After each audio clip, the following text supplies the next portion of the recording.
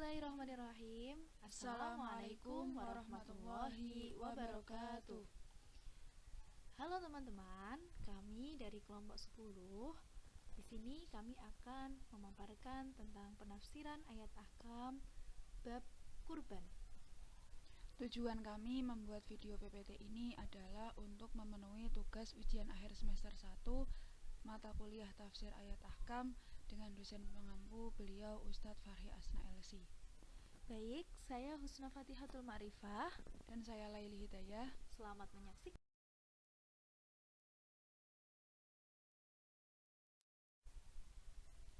Yang pertama, kita memasuki sub pembahasan terlebih dahulu. Di sini kami akan menyampaikan sedikit dari definisi kurban, kemudian ada dasar dan dalil daripada ibadah kurban, kemudian ada asbabun nuzul, dilanjutkan dengan makna ayat, hukum kurban, dan ditutup dengan kesimpulan. Dalam hadis riwayat Imam At-Tirmidzi dan Imam Ibnu Majah, bahwasannya Nabi SAW bersabda, dari Aisyah radhiyallahu anha, Rasulullah SAW bersabda, tidaklah seseorang anak Adam melakukan pekerjaan yang paling dicintai Allah pada hari nahar kecuali mengalirkan darah atau menyembelih hewan kurban.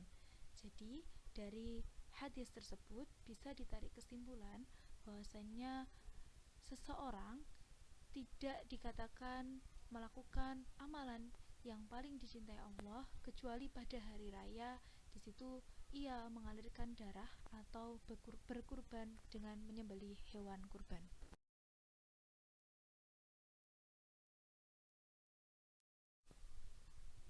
Kemudian kita masuk kepada definisi dan pengertian ibadah kurban.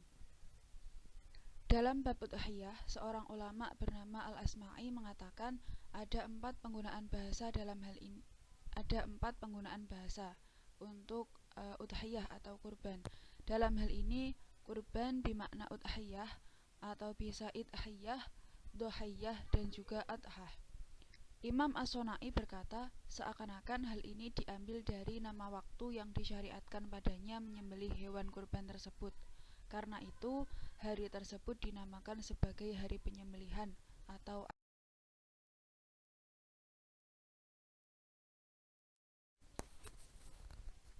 Jadi memang istilah udhiyah ini berarti dari penjelasan sebelumnya bisa diambil dari waktunya. Pelaksanaan ibadah kurban ini dilaksanakan pada waktu duha.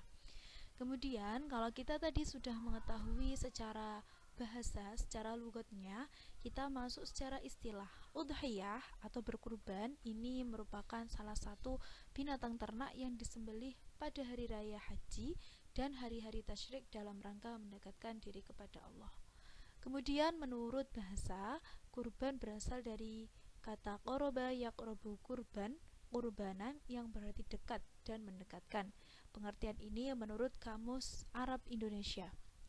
Sedangkan menurut istilah dari kitab Kifayatul Akhyar, kurban berarti menyembelih hewan atau binatang dengan maksud untuk beribadah kepada Allah pada hari raya haji atau Idul Adha dan setelah 3 hari berikutnya yang dinamakan dengan hari tasyrik.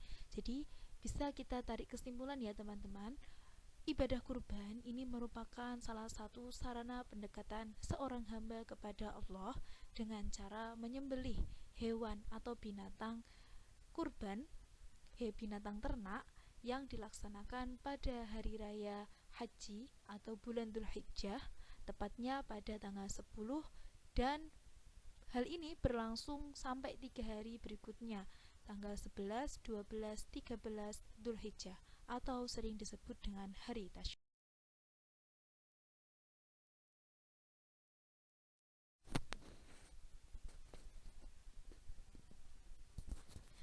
Kita lanjutkan pada dasar dan dalil kurban.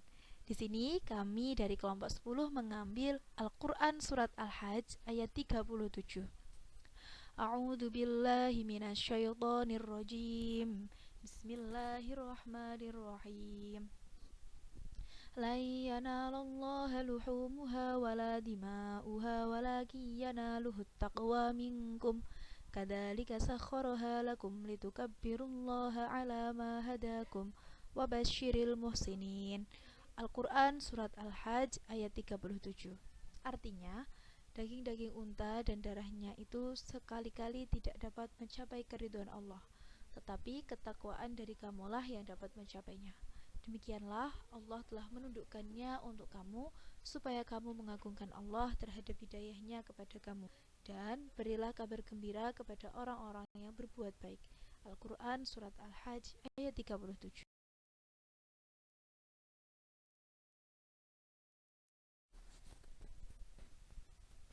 Kemudian kita lanjutkan kepada tafsir daripada Al-Quran Surat Al-Hajj ayat 37 tadi. Di sini kami mengutip dari kitab Tafsir Jalalain karya Imam Jalaluddin Al-Mahalli dan Imam Jalaluddin As-Suyuti, bahwasanya daging-daging unta dan darahnya itu sekali-kali tidak dapat mencapai keridhaan Allah.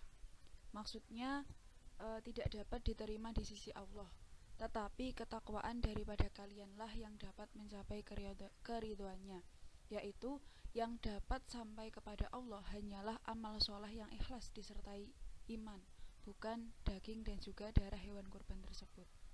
Demikianlah Allah telah menundukkannya untuk kalian supaya kalian mengagungkan Allah terhadap hidayahnya, yakni atas petunjuknya yang telah membimbing kalian sehingga dapat mengetahui pertanda-pertanda agama dan manasik-manasik hajinya. Dan berilah kabar gembira kepada orang-orang yang berbuat baik, yaitu orang-orang yang mentauhidkan Allah.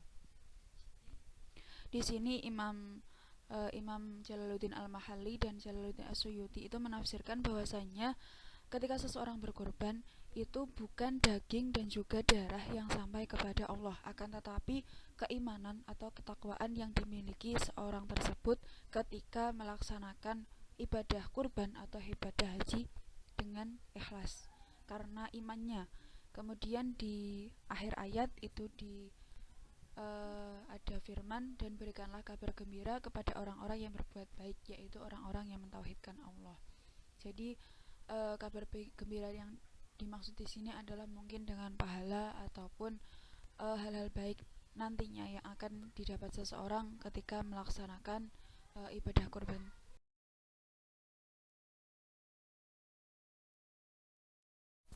Lanjut, masih tentang penafsiran ayat kurban. Di sini kita mengutip daripada tafsir Ibnu Katsir, yaitu Ismail bin Umar Al-Quraisy bin Katsir, bahwasanya Allah Subhanahu wa taala berfirman, sesungguhnya telah disyariatkan bagi kalian menyembelih hewan-hewan ternak, sebagai kurban agar kalian menyebut namanya saat menyembelihnya. Karena sesungguhnya dialah yang maha pencipta lagi maha pemberi rezeki. Tiada suatu pun dari daging atau darah hewan-hewan kurban itu yang dapat mencapai ridha Allah. Jadi ayat ini merupakan syariat, pensyariatannya Allah terhadap para hambanya untuk menyembelih hewan-hewan ternak pada saat melakukan ibadah kurban. Dengan cara apa? Dengan menyebut nama Allah saat penyembelihannya. Sesungguhnya Allah lah maha kaya. Jadi orang-orang jahiliyah pada masa dahulu ketika melakukan ibadah kurban, ditujukan untuk berhala-berhala mereka. Mereka meletakkan dagingnya di sekeliling berhala, kemudian darahnya ditempelkan di sekitar berhala-berhala. Maka dengan adanya hal tersebut Allah menurunkan ayat ini. Allah berfirman, la yanalallaha luhumuha wala dima'uha walaki yanaluhut taqwa.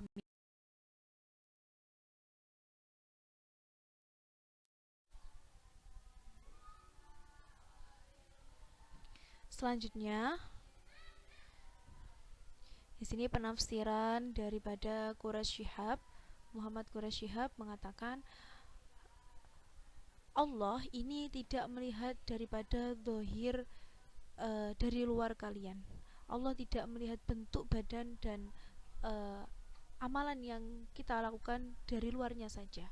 Akan tetapi yang Allah lihat ini dari hati para seorang hamba.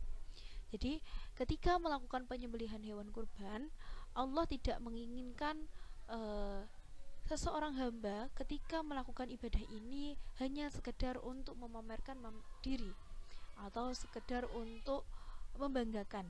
Nah, akan tetapi yang Allah inginkan dari ibadah di sini tujuannya adalah kekhusyuan hati, keikhlasan hati dalam mengorbankan sesuatu. Maka dari itu, keridhoannya yang akan bisa didapat melalui penyembelihan itu tadi hanya dengan ikhlas semata.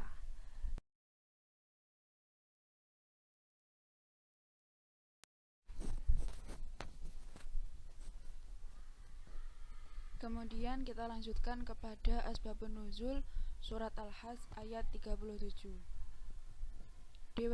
Diriwayatkan oleh Ibnu Abi Hatim yang bersumber dari Ibnu Juraiz bahwa orang-orang jahiliyah biasa membalur Baitullah dengan daging unta dan darahnya. Berkatalah sahabat-sahabat kepada Nabi, kita lebih berhak membalur Baitullah. Maka turunlah ayat ini, Quran surat Al-Hajj ayat 37, yang menegaskan bahwa Allah Subhanahu wa taala tidak akan menerima daging dan darah kurban mereka, akan tetapi yang Allah terima adalah ketakwaannya. Jadi Quran surat Al-Hajj itu turun dimulai ketika para sahabat zaman dulu itu melihat orang-orang jahiliyah itu ketika menyembelih hewan kurban itu daging dan darahnya itu diletakkan di sekitar Baitullah. Kemudian para sahabat-sahabat berpikir bahwasannya kita seorang yang muslim itu lebih berhak membalur Baitullah dengan sembelihannya kami, kita orang muslim. Maka Allah menegaskan dengan menurunkan Quran surat Al-Hajj ayat 37 ini bahwasanya yang Allah terima itu bukan daging dan juga darah hewan yang dikorbankan itu tadi, akan tetapi keimanan dan juga ketakwaan yang dimiliki seseorang yang berkorban itu tadi di hati mereka karena dilandasi adanya rasa iman.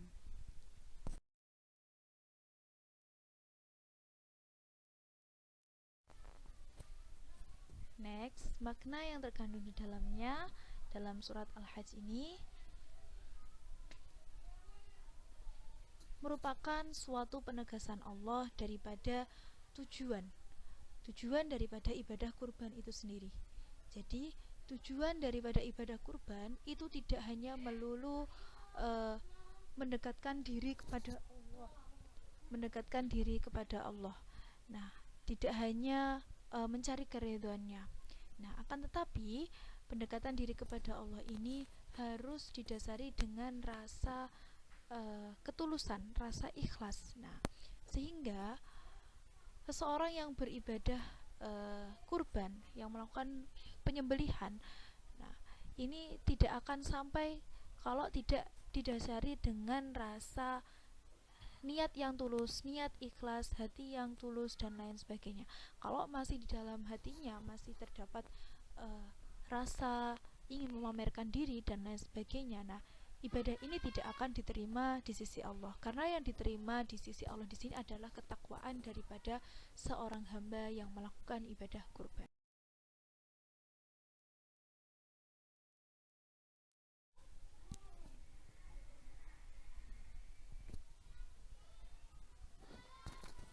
Masih tentang makna ayat Quran surat Al-Hajj ayat 37, Mustahid berkata, kaum muslimin pernah bermaksud meniru perbuatan orang-orang musyrik Mekah. Jika menyembelih binatang kurban, mereka menebarkan daging-daging binatang itu di sekitar Ka'bah, sedangkan darahnya mereka lumurkan ke dinding-dinding Ka'bah dengan maksud mencari keridhaan Tuhan-Tuhan yang mereka sembah. Allah menegaskan pula bahwa Allah telah memudahkan binatang kurban bagi manusia, yaitu dengan mudah didapat, mudah dikuasai, dan mudah pula disembelih. Dengan kemudahan itu, seharusnya manusia tambah mensyukuri nikmat yang telah dilimpahkan Allah kepada mereka, serta mengagungkannya karena petunjuk-petunjuk yang telah diberikannya. Di sini tentang mana ayat yang mana masih mensyarahi dari asbabun nuzul Quran surat Al-Hajj ayat 37, yang mana dimaksudkan bahwasanya turunnya ayat ini, seorang mujtahid berkata karena kaum muslimin dulu itu pernah berpikir, pernah bermaksud meniru perbuatannya orang-orang musyrik Makkah, yang mana pada saat itu mereka menyembelih binatang kurban sedang daging-daging dan darahnya itu ditebarkan dan juga dilumurkan ke dinding-dinding Ka'bah. Kemudian Allah juga menegaskan bahwasanya Allah telah memudahkan seorang manusia itu untuk mendapatkan binatang ternak yang digunakan untuk berkorban. Kemudian juga memberikan kemudahan kepada manusia di dalam hal kenikmatan.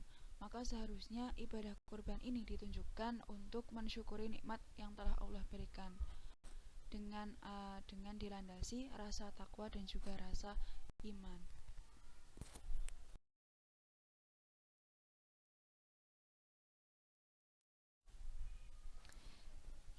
Kita masuk makna terakhir dari ayat ini. Pada akhir ayat ini Allah memerintahkan kepada Rasulullah untuk menyampaikan kabar gembira pada lafadz wabasyiril muhsinin. Nah, serta orang-orang yang melakukan kurban dengan ikhlas bahwa mereka akan memperoleh ridho dan karunia-Nya. Pada ayat yang sebelumnya, yaitu ayat 36, Allah memerintahkan agar menyebut namanya di waktu penyembelihan binatang kurban. Sedang pada ayat ini, pada ayat 37, Allah memerintahkan untuk membaca takbir di waktu penyembelihan binatang kurban. Kebanyakan ahli tafsir ini mengumpulkan kedua bacaan ini, yaitu dengan menyebut nama Allah dan mengucapkan takbir. Jadi pada makna terakhir ini, pada lafadz wabasyiril muhsinin, ini merupakan perintah Allah kepada Rasulullah, bahwasanya Rasulullah diperintahkan untuk menyampaikan kabar gembira atas hal ini, ya.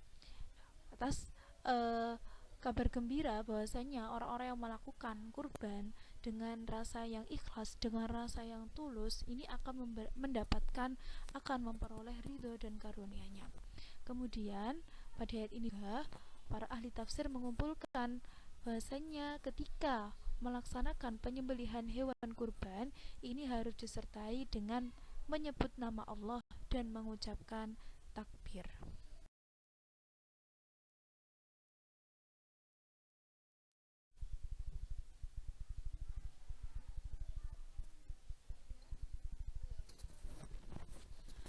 Lanjut ya teman-teman, di sini kita sudah memasuki bab baru, yaitu mengenai hukum berkurban menurut para ulama. Yang pertama di sini ada Imam Syafi'i dalam kitab Beliau menyebutkan bahwasannya hukum berkurban adalah sunnah, sebagaimana di dalam teks qala Asy-Syafi'i rahimahullahu taala ad-duha ya sunnatun la uhibbu tarkuha. Imam Syafi'i itu menyebutkan bahwasanya penyembelihan atau berkurban itu memiliki hukum sunnah, sedangkan beliau tidak suka jika meninggalkannya. Oleh karena itu beliau Imam Syafi'i itu juga tidak pernah meninggalkan ibadah kurban dalam setiap tahunnya, sehingga beliau selalu melaksanakan ibadah kurban pada setiap tahunnya.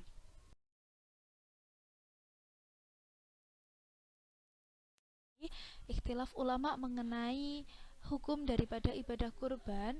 Menurut Imam Malik dalam kitabnya Al-Muwatta, beliau menyebutkan bahwa hukum kurban itu sunnah, sebagaimana yang disebutkan qala Malik ad-dhuhiyah sunnatun walaysat biwajibatin wala uhibba li ahadin mimman qawiyun ala thamaniha ayyutsrokaha. Maksudnya, Imam Malik berkata, berkurban ini hukumnya sunnah, bukan wajib, dan aku tidak suka kepada orang yang mampu tetapi meninggalkannya. Jadi daripada kutipan kitab tersebut, pendapat Imam Malik ini juga sejalan dengan Imam Syafi'i, yang mana mengatakan hukum kurban ini adalah sunnah, bukan wajib. Jadi hanya ditujukan kepada orang-orang yang mampu untuk berkorban. Jadi kalau misalnya ada orang yang mampu untuk berkorban tapi tidak mau berkorban, tidak mau mengeluarkan hewan sembelihan, maka hal ini Imam Malik sangat tidak menyukainya.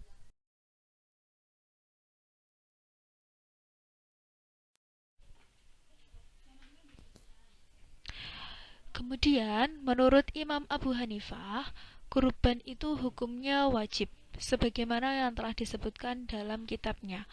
Maksudnya, Imam Abu Hanifah berkata, ketahuilah bahwasannya perbuatan mendekatkan diri kepada dengan harta itu ada dua bentuk, yaitu bentuk pertama dengan jalan kepemilikan seperti sedekah, dan bentuk yang lain dengan cara melepaskan atau membebaskan seperti kemerdekaan, memerdekakan.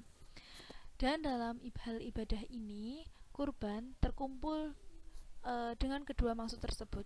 Maka sesungguhnya berkurban kamu itu untuk mendekatkan diri dengan mengeluarkan darah.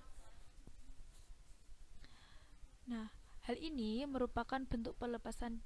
Kemudian hal ini dengan mengeluarkan darah atau menyembelih itu merupakan bentuk daripada pelepasan.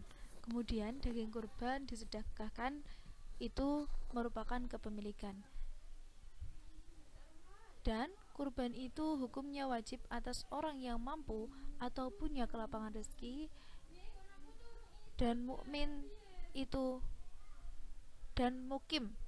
Jadi seorang itu harus mukim menurut pendapat kami. Jadi menurut Abu Hanifah ini hukumnya wajib. Nah, tidak seperti daripada pendapatnya Imam Malik ataupun Imam Syafi'i tadi yang mana hukumnya sunnah.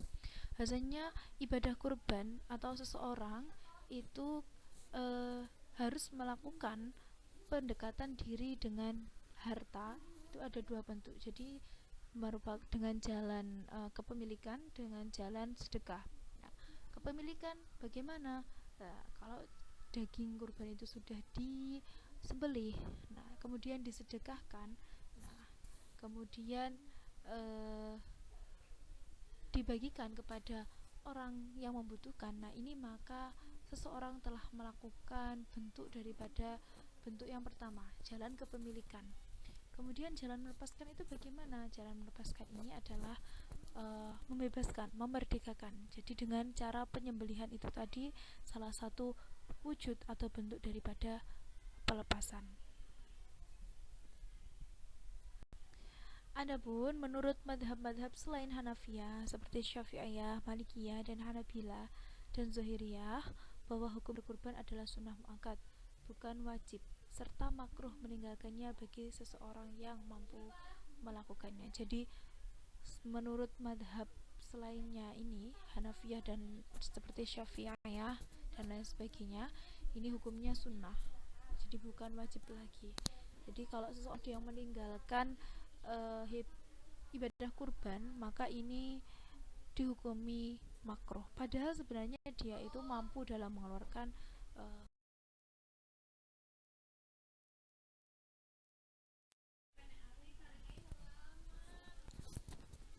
Lanjut, kita masuk daripada syarat hewan kurban. Di sini kita akan mengetahui bagaimana kriteria hewan kurban yang sah dijadikan untuk penyembelihan kurban. Yang pertama, jenis hewan yang sah ini hewannya harus berupa hewan ternak seperti unta, sapi, kambing, ataupun domba. Ya, jadi kalaupun ada seseorang yang berkurban dengan selain hewan tersebut, maka tidak akan sah. Kemudian usia hewan juga sudah cukup, sudah mencapai usia yang cukup. Kemudian bebas tanpa cacat. Jadi hewan yang tidak diperbolehkan untuk berkorban ini adalah hewan yang memiliki riwayat-riwayat penyakit, seperti mungkin hewannya sangat kurus, pincang, cacat tubuhnya, telinganya putus dan lain sebagainya. Nah, terakhir, hewan tersebut bukan milik orang lain, dimana bukan diambil dari hasil mencuri dan milik orang lain. Jadi hewan tersebut memang benar-benar kepemilikannya sendiri. Kalaupun dia memiliki hewan, akan tetapi dari hasil pencuri, dari hasil husab dan lain sebagainya, itu hewannya tidak akan menjadi syarat sah daripada hewan.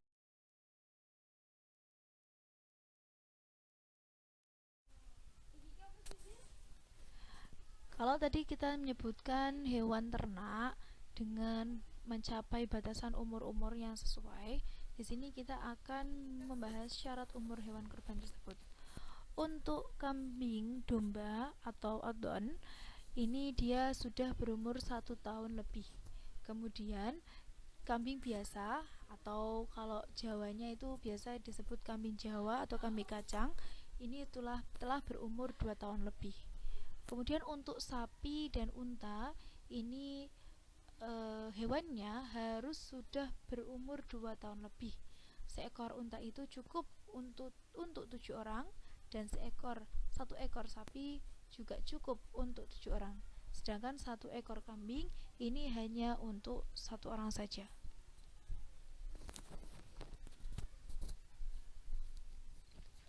Dalam kitab Kifayatul Ahyar dijelaskan bahwa umur hewan kurban adalah yang pertama ada al-jada, yaitu domba yang berumur 6 bulan sampai 1 tahun. Kemudian ada al-mahis, kambing Jawa, yaitu berumur 1 sampai 2 tahun. Kemudian untuk al-ibil atau unta yang berumur 5 sampai 6 tahun. Kemudian ada al-bakor, sapi, yakni sapi yang sudah mencapai umur 2 sampai 3 tahun. Ini merupakan syarat-syarat umur hewan yang sah digunakan untuk berkurban.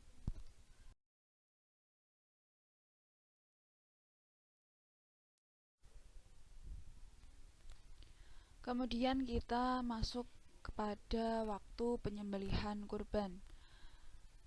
Di salah satu kitab Al-Majmu' disebutkan bahwasanya menyembelih hewan kurban itu waktunya ada 4 hari, yakni dimulai setelah sholat Idul Adha atau pada tanggal 10 Dzulhijjah, selanjutnya pada tanggal 11, 12, dan 13 Dzulhijjah, yang mana waktunya ini akan berakhir setelah matahari tergelincir pada tanggal 13 Dzulhijjah. Kesunahan waktu penyembelihan ini didasarkan pada hadis riwayat Al-Bara' bin Azib bahwa Nabi Muhammad SAW berkata, "Sungguh yang pertama kali kami lakukan pada hari ini ialah sholat. Kemudian kami pulang dan setelah itu menyembelih hewan kurban. Siapa yang melakukan hal demikian, maka dia telah memperoleh sunnah kami. Tetapi siapa yang menyembelih sebelum itu, maka penyembelihannya itu sebatas menyembelih untuk keluarganya sendiri dan tidak dianggap ibadah kurban." Maka seseorang yang melaksanakan ibadah kurban itu menyembelihnya harus dilaksanakan setelah sholat Idul Adha. Karena kalau dilaksanakan sebelum sholat Idul Adha, maka itu hanya akan dianggap sembelih.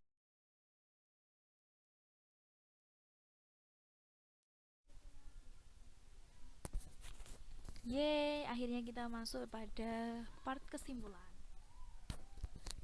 Ya, teman-teman sudah mengetahui bahwasanya ibadah kurban ini merupakan salah satu jalan atau sarana pendekatan diri kita kepada Allah.